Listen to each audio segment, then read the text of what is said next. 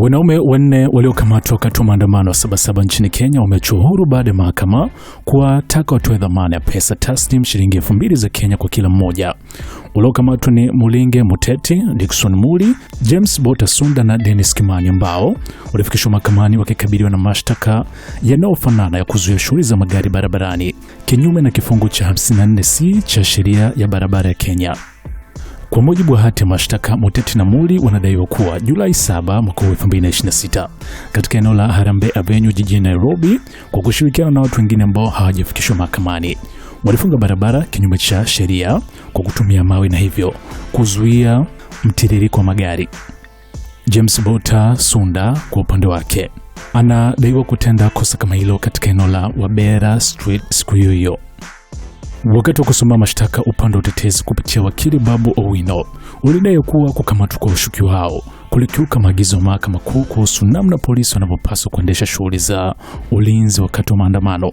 Wakili huyo alieleza kuwa maafisa wa polisi walishindwa kufuata maagizo ya mahakama yaliyowataka maafisa wanaohusika na maandamano kuvaa sare kamili za polisi, kuonesha majina yao wazi, kutokufunika nyuso zao, kuhakikisha magari ya polisi yana namba za usajili zinazoonekana. Upande wa utetezi ulidai kuwa kutokana na ukiukaji huo, hatua za kuwakamata washukiwa hao zilikuwa kinyume na maagizo yaliyotolewa na mahakama kuu. Katika uamuzi wake, Hakimu Paul Mutai alisema hoja zilizowasilishwa na upande wa utetezi kuhusu zaidi madai ya ukiukwaji wa haki za msingi za kikatiba pamoja na uwezekano wa maafisa wa polisi kukaidi maagizo ya mahakama. Mahakama ilisema watu wanaoamini haki zao za kikatiba zimekiukwa wana uhuru kufungua kesi katika mahakama kuu ili kuomba suluhisho, ikiwa ni pamoja na fidia au kuomba mahakama iliyotoa maagizo hayo ianze taratibu za kuwashughulikia wale wanaodaiwa kuyakiuka. Hakimu Mutai pia alisema suala la kubaini kama waliokamatwa ndio waliozuia barabara au kama ni maafisa wa polisi waliokiuka taratibu ni jambo litakaloamuliwa wakati wa usikilizwaji wa kesi na si katika hatua ya awali.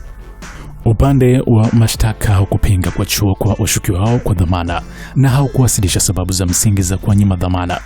Mahakama iliwaachia kwa dhamana ya shilingi 10,000 za Kenya kila mmoja au njia mbadala ya kulipa pesa taslim ya shilingi 2,000 za Kenya. Kesi hiyo imepangwa kutajwa tena Julai 22 mwaka 2026 kwa ajili ya kutoa maelezo ya hatua za kabla kuanza kwa kesi.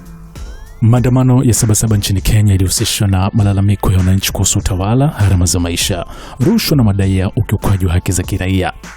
Jina Sabasaba linatokana na tarehe 7 ya mwezi Julai ambayo ina umuhimu mkubwa sana katika historia ya siasa za Kenya.